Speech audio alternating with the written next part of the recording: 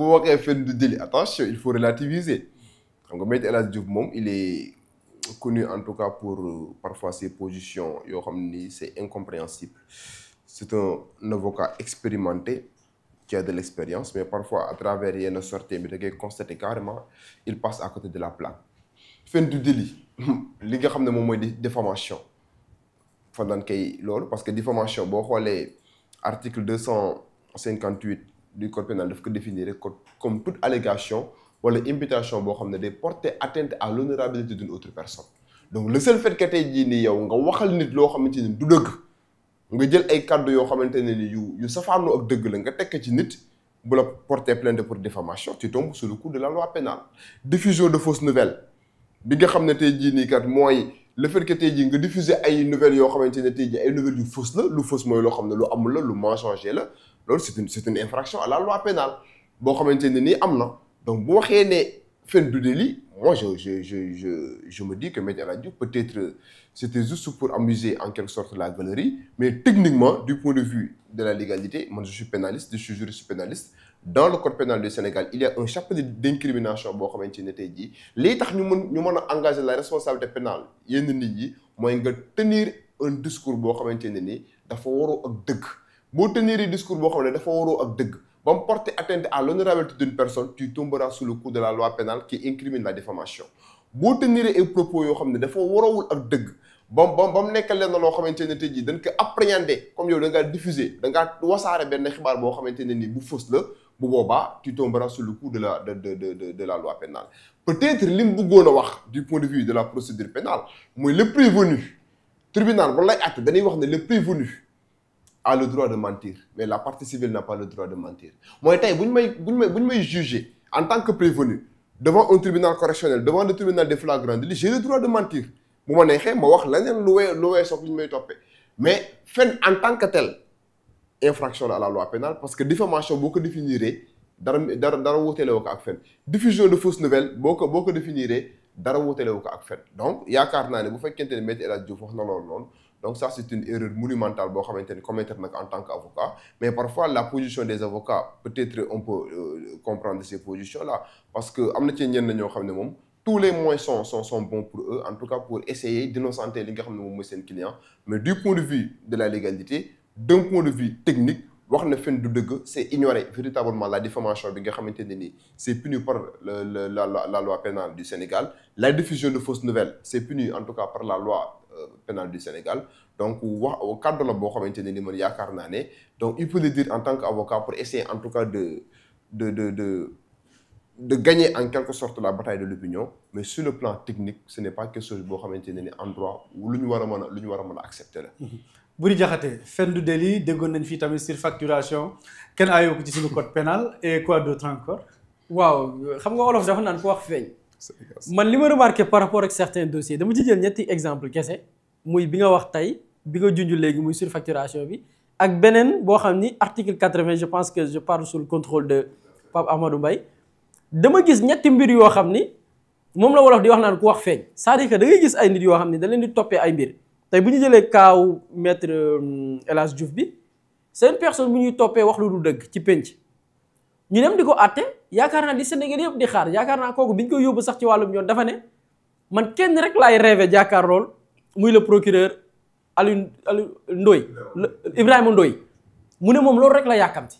c'est-à-dire que moom il avait la certitude que li muy wax fu leer la ko teg te fu ko waay wuyu bu ko parquet woowee moom procureur bi ci boppam la bëgg a jàkkaarlool pour jox ko preuve que ni allégation yi muy tenir ci plateau télévision yi dëgg la ñëpp jàpp ni sax kii dafa am ci lu mu téye te mu ngeen xoolee la personne concernée ñu bari dañ doon wax naa ne kii lu nguur gi di xaar ci moom c'est-à-dire que xanaa li muy wax dëgg la mi ngi wër di wax te kenn du ko wax dara ñëpp jàppoon dafa téye fu dëgër biñ ko téyee tamit ñëpp foog ni kii buñ ko dégloo ci fond wu dossier bi xëy na dina joxe les preuves yi mu doon wër di wax yëpp fan la ko teg déjà bu ñu jëlee kaaw l'affaire Badio Camara toog na jëbal ci ay kàddu yoo xam ñëpp jàppoon ne dafa am fu mu ko teg ba mu demee lan la wax dafa am fu mu ko liir mën nga liir mu ne mënumaa liir ñu ne ko noo def ba liir ko comme que mënoo liir mu ne dama koo gis xam nga parfois olof dafa naan léegi nag finalement en fin de compte avocat am nañu waa léegi sax coow la mooy wax lu dul dëgg du du délit. C'est extraordinaire. c'est-à-dire que finalement la ñu mettre sur la table mooy en tout cas wax lu dëgg du délit muy benn c'est-à-dire que c'est des personnes yoo xam ne. benn précision. excusez-moi. amul solo. Ismaïla. waxuma la fen du délit de mais wax nit dëgg wax loo xam ne dëgg la ci nit ki. mu porter atteinte à son honneur disons bu sous le coup de la diffamation.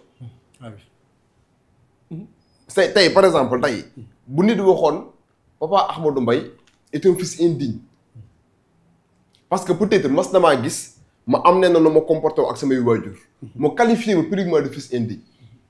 su ma ko porté plainte pour diffamation il tombe sous le coup de la loi pénale pourtant li muy wax dëgg la loolu dafa am dama ko bëgg a leeral Sénégalais man pénaliste la diffamation même li ngay wax bu dee dëgg la à partir du moment où ki nga ko wax parvient à prouver que dafa porter atteinte à son honorabilité rek tu tombes sous le coup de la loi pénale continue à fortiori nag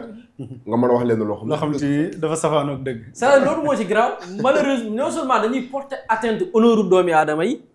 ku ne am c'est-à-dire c'est des personnes yoo xam ni ku ne waxal nañ la te wax bi nag duñ ko wéer ci këyit duñ ko wéer ci dara ça da ngay toog rek yeewu diw lay woo téléphone saa soxla naa la sama émission de nga daw ñëw toog tegoo ko ci xam-xam tegoo ko ci njàng tegoo ci parcours muy benn mais beneen bi dama remarqué aussi comme li ma ko junjee sànq ku wax feeñ da ngay gis même li maître El Hadji Diouf wax moom ngay déggaat ci beneen avocat muy maître Oumar Youm ay jamono ci ginnaaw c'est-à-dire da leen tudd ci ay mbir au lieu que ñu indi ci ay réponses yu leer mais ñoom dañuy far dugal seen bopp parce que dañuy dëggal ni sax la ñuy def ñoom ñoo ko def la leen di tuumaal ñoo ko def waaye dañuy jéem a fu ñu ko layalee tey on parle que kenn ku jóg ne fen du délit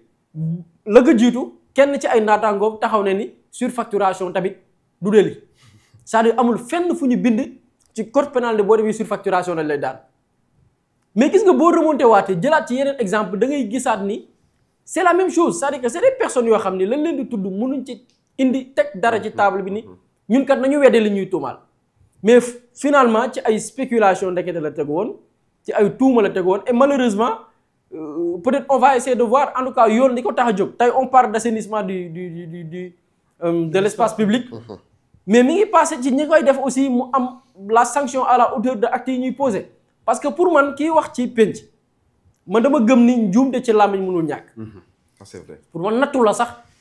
ñun ñii fii ñu toog di wax xëy na ndimbalu suñu borom yàlla moo lay dimbali ba doo jàdd wala mais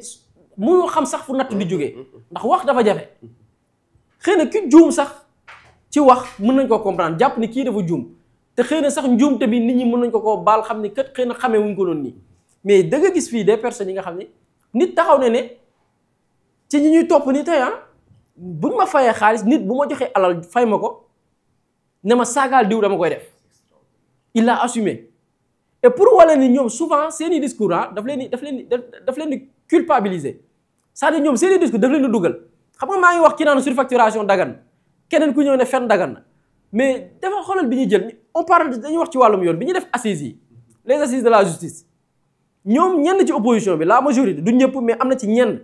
bi ñu demee di xool ci code pénal bi lan lañ cee war a dindi lan ci ay article la ñu war a dindi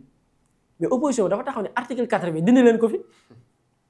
ñun ci suñu soog ñu dem xool ne mais opposition bi lan moo ne ci article 80 bañ nañ ko dindi ñu bari sax dañu yaakaar ne article 80 ci offense au chef de l'État ak yooyu lay wax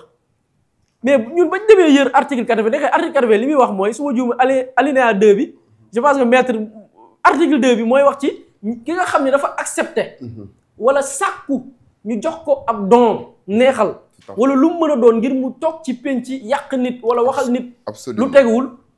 kooku yoon da koy daan prévoir ci ay peine. article premier alinéa premier moom mooy wax ci atteinte à la sûreté de l'État. exactement voilà. deuxième alinéa bi mooy ñëw ci. tout à fait ku nangu. ñu fay la. wala nga sàkku nit fay la. pour nga yàq nit. tout à fait dañ lay daan opposition bi ñu demee ci. loolu la ñu bëggoon ñu dindi ko. loolu la ñu bëggoon ñu dindi ko. loolu mooy ki wax feeñ. kon yéen est-ce que yéen li tax ngeen bëgg a dindi article mooy da ngeen di fay ñu leen di waxal parce que pour man loi boobu noonu même bu dul dara mais esprit loi boobu rek. doomi aadama kese war nga ànd ci ne nit warul nangu ñu koy fay pour mu yàq nit mais ngeen dem ci assise de la justice ak li fi nekk yépp ci ay mbir ñu war a joyanti ci wàllum yoon ngeen sepp ci benn poñ mooy ki ñuy fay alal ngir muy toog ci plateau di yàq nit kenn waru koo daan loolu mooy li may wax sànq ku wax feeñ et j'ai l'impression que gars yi souvent dañuy wax mais wax ba dugal seen bopp dans la mesure où lenn li leen di njort ni moom la ñu def ñoom moom la ñuy jéem a soit seppi ci loi yi tegee ko ne le wala soit jëm koo layal ne lii dagan na malheureusement. jërëjëf Boury Diakhaté ñii laajte maison de la presse Babacar Touré c'est un doyen de la presse sénégalaise nekk fondateur bu groupe Sud Communication xam ngeen journal Sud nekk vraiment une icône ci métier bi nga xam te moom la ñuy exercer tey jii nii def lu bëri ba suñu borom moom ko ñu tuddee ko maison de la presse bi nga xam te ni foofu la ndaje mi war a amee suba pour ñi koy laajte kooku mooy le doyen Babacar Touré di ko ñaanal ay xam sedd ñi nga xam te ñooy laajte tamit émission bi ban jour lay am mercredi bu jot lay am bu 17h jotee incha allah mercredi bi passé juriste dafa amoon ngantu à la dernière minute te comme Boury tamit dafa yendoo woon a wax moo taxoon ma xawoon ko ménager tuuti donc dina fàttali rek mën ngeen a participer ci chat bi incha allah dinañ remonter seen i question wala lépp lu ngeen ci poser rek incha allah dinañ jéem a xool naka lañ def ba apporter ci ay réponses dañu koy tàmbali Boury xam naa ak communiqué bi nga xam te ni le gouverneur de Dakar Ousmane Kane génne na